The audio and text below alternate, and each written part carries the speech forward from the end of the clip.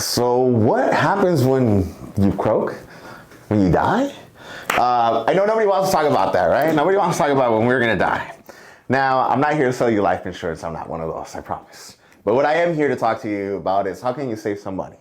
Now, when you don't have a trust, there's no will. What happens? I get this phone call all the time. Hey, you know what? And it's unfortunate, I don't mean to joke about that part. It's unfortunate when you lose a family member, and usually what happens is it goes into probate when there is no trust and will when it comes to the property. I usually get 2 or 3 siblings that will all call me and say, hey, you know what, Carlos? Recently, my mom, my dad passed away, my grandma, my grandpa, and they didn't leave a trust. There's no will. There's nothing stating who's going to keep the home. So then what happens, it goes into something that's called probate. Now, when it goes through probate, the process means it's going to go through the court system. The court system is going to take anywhere from 6 to 8 months to go ahead and finalize the ruling of who's going to get to keep the house and how much of a percentage is each person going to have. Now, it can become a longer process when certain family members are fighting for the home.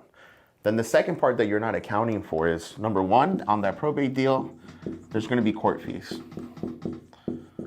So then what happens to some of the money you would get from the home? It becomes less because you have to pay those fees. Then the second one, you're going to get what's called a probate attorney. And I don't know, I've never really had to use an attorney, but most of my boys that got DUIs and stuff, they're expensive. So when it comes to an attorney, guys, probate attorney is going to charge you anywhere from 6 to 15%. And guess 6 to 15% of what? 6 to 15% of whatever the home costs. So let's say the house is $1 million. Think about how much money that's going to be. So if you want to save 6 to 15%, what I recommend you guys do, let's say on the low end, we were to go ahead and do a house, average house, $800,000. On the low end, 6% is $48,000. On the high end, 800,000 times 15%, you're talking about $120,000. How much does it cost if you're proactive and you take care of this when you purchase the home? You can get a trust and a will for under 10K.